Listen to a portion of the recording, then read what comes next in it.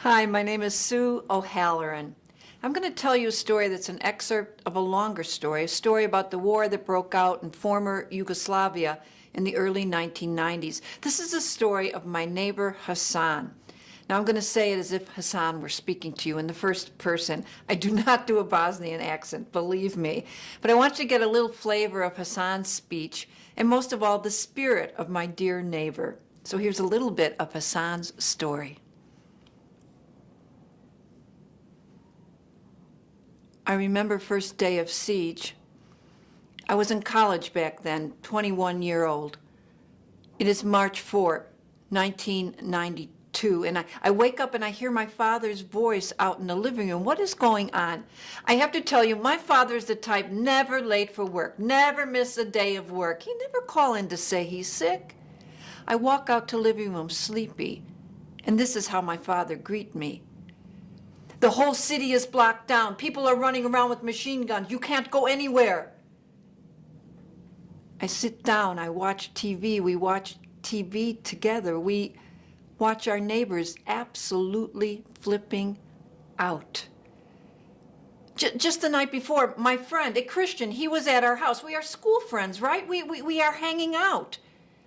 And next morning, he is in Serbian army, whose job is to annihilate us Muslims? We listen to TV anchor person say, now our country, Bosnia, it is part of Greater Serbia, and Greater Serbia must be cleansed of Muslims and Croats, enemies. What, yesterday we are citizens, co-workers, neighbors, and today we are enemies? What has happened? What has changed? We still look the same. We have same skin, it is white, we have same two eyes, we have mouth, we have legs, we have arms. What is different? What has changed? Well, the shelling, it continued all day long. By us is a hospital for babies, and in one moment, it is a hospital of dead babies. Who could do that? The children, of course, they don't understand. To them, it is day of school off, right? By us, across the street from our apartment, is a hill. The children are sledding on the hill, and we hear screams, and we run to the window, and there on our street is 7 dead children in our street. The shelling, the sniper bullets could come out of nowhere. You're standing in line. Now there are lines for everything. Line to buy water, line to get some food, line to get some wood. And all of a sudden shelling or bullets come out of nowhere, and suddenly the 20 people in front of you are dead. You are next in line, but you are standing there, spared somehow. Do you understand? We cannot make sense of this. It took us a while to understand what was going on. We thought it couldn't happen to us. Finally, I joined Army of Bosnia. For 3 long winters, Army of Bosnia, we hold our city, Sarajevo. It is mystery to me how we hold that city. We are exhausted. We are no food. We are hungry. We are just tired. In other unit, a story circulate. We hear a story of an unbelievable suicide. This other unit, they're holding strategic mountain by Sarajevo. They, like us, no food, no water for days. They're trudging up snowy mountain, getting up high in mountain. They're carrying the little packs of things they have left. When a pack horse walks to the edge of the cliff and jumps. The soldiers stood there, stunned, and finally one of them say, even the horses can't take it anymore. This is how I feel. This is what I tried to tell my parents one Sunday night. I am 24 years old, and I tell them my grand scheme. I am leaving.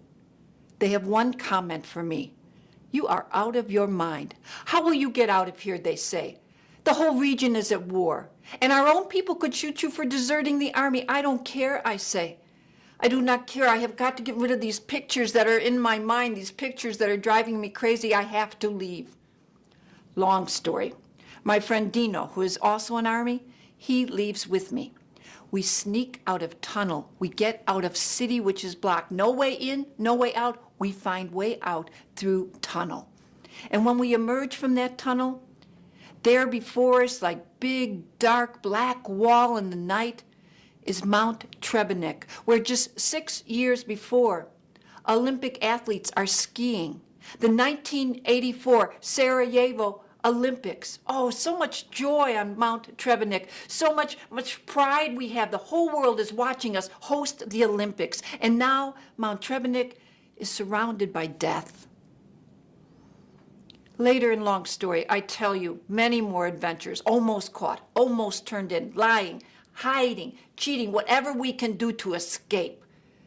And finally, we are crossing border, finally, months later, out of Bosnia into Croatia. We are trying to get to town of Split on the seaside. Maybe we can get out of area from there. We are going there at nightfall. And as we approach the city at nightfall, we see lights. Lights. We are without lights for over 3 years. We are without electricity so long. How I tell you, speechless. It is like night stars have fallen to the ground. Light exists. Light exists. I keep saying to myself, light exists. You see, it is like we are living in a cage in Sarajevo, and you cannot believe all existence stops outside that cage. You cannot think to yourself that out there somebody is going to eat normally in a restaurant, or slept in beds, or going to the office, or having a picnic in the park. But if light exists, see, to me that means if light exists, that means life exists. But the magic, it starts to fade a bit. We get into Split, and there written on the buildings is graffiti: kill Muslims, death to Muslims. We are not at war anymore with Croatia, but it's still not a very safe place for us to be. But good luck. We find out that Dino, my friend, his cousin, lived in Split. We are able, long story again, to find our way to his apartment. We get there, it is covered with people, wall-to-wall refugees, men, women, children. I do not care. I find a little piece of floor, I fall on it. I'm going to sleep for days if I can.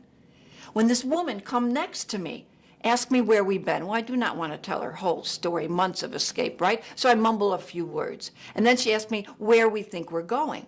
Well, I don't know where we're going every step of the way. I didn't know what comes next. I didn't know where we were going. But I say to her, we go to United States, just to get rid of her, so I could go to sleep. She said, oh, well, that's what I manage. And I'm half asleep now. I'm thinking, what, this woman manage a store or something? Why is she telling me this? Why won't she leave me alone? I want to sleep. And then she say, I manage the office that sends Bosnian refugees to the United States. I am awake now. This is first person I meet in Split, the person who can get me legally to the United States. And that's how it worked. A Jewish organization sponsored me and Dina to come to America. Jews and Muslims, we have had long history together. Like in 1400s, both of us pushed out of Spain. Well, during this war, when the Serbian army set fire to libraries and other buildings, it is Muslims who run into the synagogue to save the sacred and priceless Jewish text. And now it is Jewish organization sending me and Dino to America. When I look back on it all now, over 3 years fighting a war, over 3 months escaping, I can't say that good did not come out of it. I am here. My family is safe. We're in America, and we are safe. And strangely enough, it is the haters who made me realize who I am. In Bosnia, I don't know much about my religion. I'm not that interested. But as the war and coming to the U.S., I start to get curious about my background. Why do people hate me? Who are we anyway? And in the U.S., I study Islam. And I find a mosque where I can study with other people, which is a good thing because Islam, I tell you, it is a religion of much discipline. It helps to have other people teaching you, practice with. And our mosque joined with Christian church and Jewish synagogue, and we meet every week, 6 years now, to understand each other. We becoming friends. And I can tell you, it is better to live your life in community. I am one of the lucky ones.